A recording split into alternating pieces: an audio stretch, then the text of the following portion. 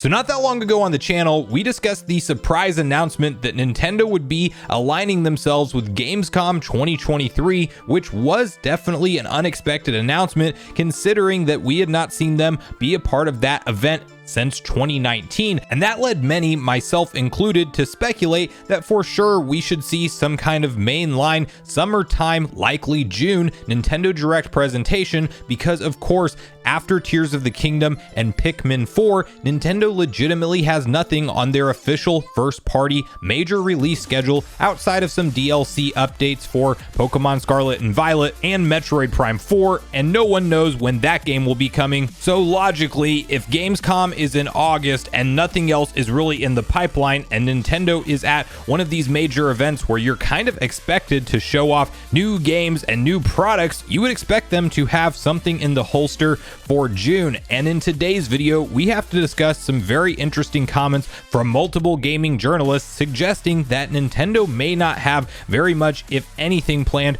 over the summertime in terms of a mainline direct presentation, but rather maybe we should expect some smaller Twitter-style announcements where trailers go live, and we need to get on the same page with all of these exact details, as well as briefly discuss some of their outline plans for their live event that will be taking place here in the US for the first time in September, and talk about exactly where we should be setting our expectations when it comes to a mainline summertime Nintendo Direct presentation this year.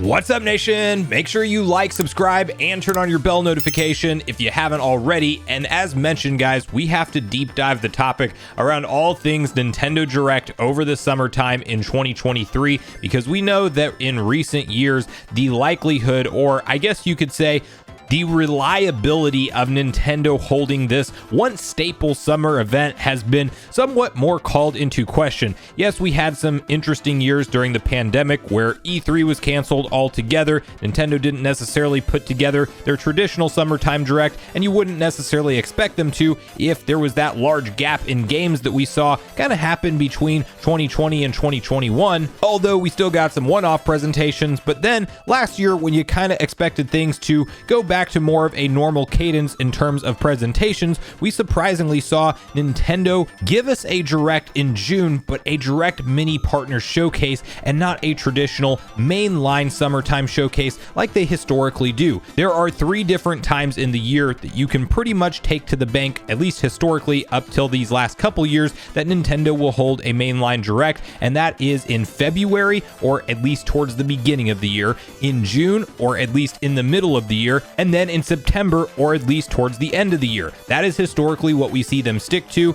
And normally I would say it's a safe bet to expect them to have a summertime presentation, especially considering the territory we are in right now when it comes to their games release roadmap, because we know that Tears of the Kingdom is out this week at the time of filming this video. It is out this Friday, May 12th. I can't freaking wait. It's exciting, but it's arguably the biggest Nintendo Switch release of all time, period, and maybe the most anticipated game in the Nintendo Switch's life cycle. Not to mention, it might actually be the big send-off title for the console. We very well might not see any other major first-party AAA software developed for the Switch past Tears of the Kingdom. Not saying that Pikmin 4 doesn't count as major first-party AAA developed software, but in terms of the large user base attached numbers that we will see Zelda Tears of the Kingdom do, likely skyrocketing past 10 to 15 million very early on, shortly after the game's launch. Hopefully we see it eclipse Breath of the Wild one day. That's up for debate altogether on if it will do that or not, but I think it has a solid shot at it. And when we are talking about a game like Pikmin 4, we are realistically probably talking more in the 2 to 5 million conversation in terms of total sales. So when it comes to big blockbuster games that could potentially be viewed as system sellers, I think Tears of the Kingdom very well could carry us through the rest of the Nintendo Switch's generation. But you do have to wonder that if Nintendo announces their participation in a major gaming event that will be taking place over in Germany, which is none other than Gamescom in August, you would think that they would show up with something new to play, something that actually has been announced but is not yet in our hands. And it's not to say that Nintendo can't just take to one-off Twitter announcements and release YouTube trailers that just surprise announce games. We've seen them do that in the past. There's nothing that says we can't see them do it this year. And also, to be clear, these are rumors at this point, although from some very notable gaming journalists, it is not confirmed that Nintendo will not hold a Nintendo Direct over the summertime. It's just that when you expect people that are in the gaming know, they have contacts within the industry, a lot of times they hear rumblings, especially closer to the time that new games start to get shown off. And from the sounds of things, they are hearing like it might be a quiet summer, or at least beginning of the summer for Nintendo. But while that is the suggestion, Nintendo could very well just be playing the cards extremely close to their chest, and we don't know that they just maybe have less to show, but they still have some kind of presentation planned. And if I'm a betting man, we might actually just see something more like a mini partner showcase happen once again in June like we saw them do last year, as opposed to a mainline direct. But to first get on the same page with exactly what's being claimed here, and then break down and discuss what this should mean for our mainline summertime direct expectations, let's quickly hop over to My Nintendo News and read through their detailed typed up article together. Rumors suggest Nintendo won't be holding a Nintendo Direct in June. E3 was meant to be going ahead earlier this year, but was naturally canceled when the major video game publishers and console manufacturers decided they would rather do their own thing. Fans were still hoping that Nintendo were planning a Nintendo Direct presentation for June 2023 to show what is on the horizon after The Legend of Zelda Tears of the Kingdom launches on Friday. Now, Andy Robinson from VGC and journalist Jeff Grubb have stated that they haven't heard anything regarding a Nintendo Direct in June. As we all know, Nintendo always does the unexpected, so they can hold a Direct whenever they feel fit. And you first have Andy Robinson's tweet, which reads, "I also heard a Sony showcase is happening in the usual late May/early June window, with Konami stuff included. I'm not expecting Nintendo to do anything." Grubb then chimes in saying, "I'm with Andy. I expect a series of smaller tweets and YouTube drops if anything, but unlike last year, that's just speculation." Now, first off, to be clear, with both of these statements, they are not claiming that they heard that there will not be a Nintendo Direct, but rather that they are not expecting one to unfold. And Jeff Grubb even double clarified that by stating that his statement is speculation, because you may remember last year around the lead up to the Direct Mini Partner Showcase, there was a lot of dialogue on whether Nintendo would even hold a Direct in the month of June at all or not, and Grubb was the one notably saying that he had heard something smaller, something more like a Mini Partner Showcase in June, which was definitely a swerve for many of us fans that were expecting to see some kind of update over the summer. But this year in 2023, I think it's almost more important than ever to hear what Nintendo has planned for the Switch/Switch 2, because I do believe that some of the reasoning behind how Nintendo is structuring their events differently this year could very well lead into where we are at in the Nintendo Switch's life cycle. We know that a big game like Metroid Prime 4 could come out at any time, but I don't think Nintendo just shadow drops that like they did with Prime 1 Remastered. If anything, I think we still have plenty of time to get Prime 2 and 3 released before Prime 4 is ready to go, and we know that over the fall and winter time window, we have the Pokemon DLC on the horizon, but Nintendo will not go an entire holiday season without having some kind of major piece of software to sell. You can argue that maybe the Pokemon DLC is their big thing for 2023 in the holiday season, but I don't buy that personally. And while a summertime presentation doesn't have to reveal the holiday title, you would expect that if they have something big up their sleeves, they may want to promote it about 5 to 6 months out. Although, to be fair, we have seen Nintendo start to do shorter and shorter run-up times to their brand new announcements versus when it launches. And then that begs the question, is what will us Nintendo Switch fans be playing over the summer months and into the fall, whenever you've exhausted all of your hundreds of hours of gameplay that you put into Tears of the Kingdom? If you're planning on playing it like I am, that's probably how many you'll spend.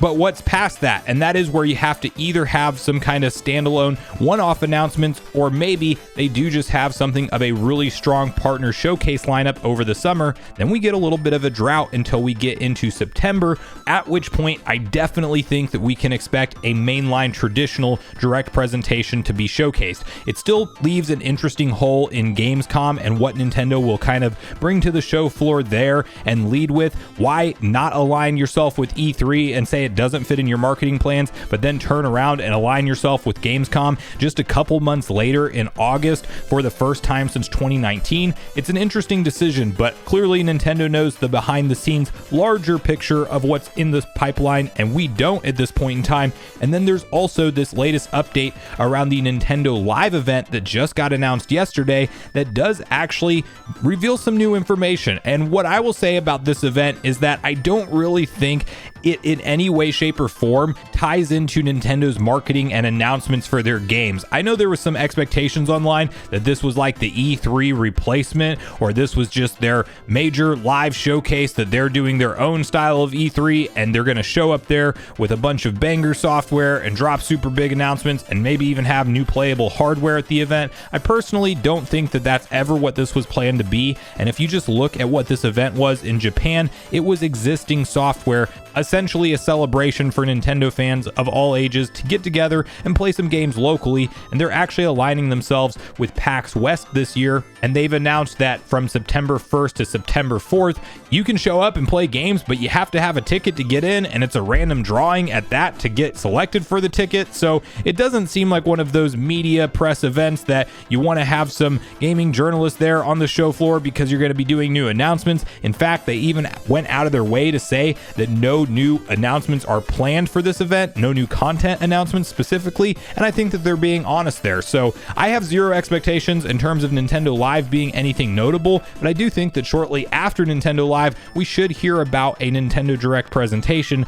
and that's likely when we'll get the larger picture of what the rest of this year looks like, which I think does tie into all of those previous rumors we've been talking about on the channel around there being a heavy port and remaster lineup for the end of the Nintendo Switch's life cycle. And I do personally believe that the more we look at this roadmap of games, the more likely it seems that the Nintendo Switch 2, or the successor to the console, whatever it is called, is near. I think that we see some of those long rumored GameCube style ports maybe finally make it over. F-Zero GX, Metroid Prime 2 echoes up on the list. Maybe that Thousand Year Door rumor is true and we get the Paper Mario game that everybody wants ported over. And you know what? Even Twilight Princess and Wind Waker aren't totally out of the realm of conversation for this year. I would expect them to be more of maybe like launch titles for the next Switch at this point in 2024, if that is indeed when it drops, but they could also be a supplemental seller during the holiday season for the current Switch we have today.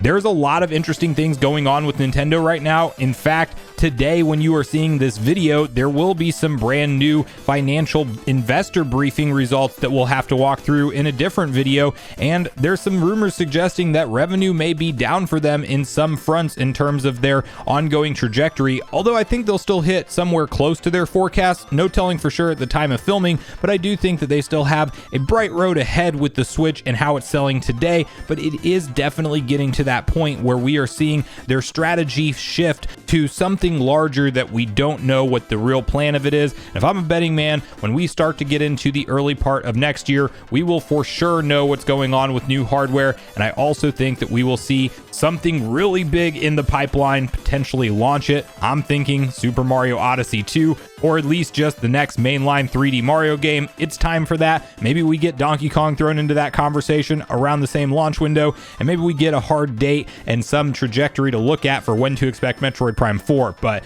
regardless of all of that, it's an exciting time to be a Nintendo fan right now. It's an interesting roadmap ahead as we walk through these summer months and really don't know what to expect in terms of a games presentation, and we will just all ultimately wait to see what Nintendo has up their sleeves as we go forward in these upcoming months past Tears of the Kingdom and Pikmin 4's launch this year. But I really want to hear from you guys at this point in the video, all your thoughts and opinions around these latest round of updates when it comes to expectations around the Nintendo Direct presentation. Do you think we are more or less likely, following these comments, to see a Direct presentation take place in the month of June? Or do you think it's something that's just a surprise July event or even an August event this year for Nintendo? Nintendo and they just kind of time things differently. Do you think we still get that historical September Direct and that's still a lock? Or do you think that Nintendo truly is moving around all of their Direct presentations in a different way this year? Maybe something like new hardware? Or do you think that what we see is what we get and they will really just drop Tears of the Kingdom, Pikmin 4, and some Pokemon DLC to kind of round out their 2023 launch schedule? I don't see that happening, but I would love to hear your thoughts if you do think that that's a possibility.